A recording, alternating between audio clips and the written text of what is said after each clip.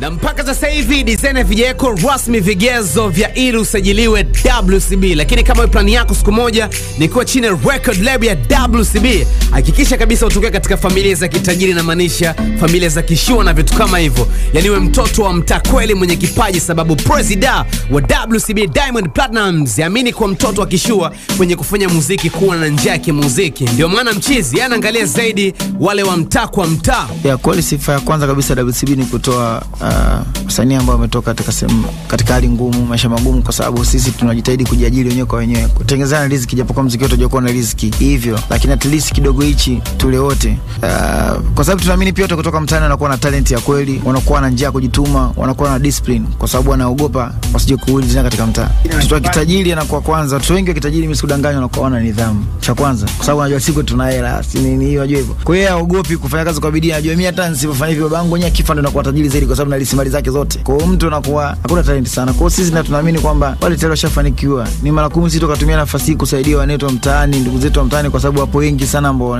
taji sisi tuwashike mkono nao wafike sehemu fulani. Kesho na kesho kutwa wao ndio wakombozi katika familia zao. Familia zetu kama unavyojua maisha tunayoishi ni magumu sana.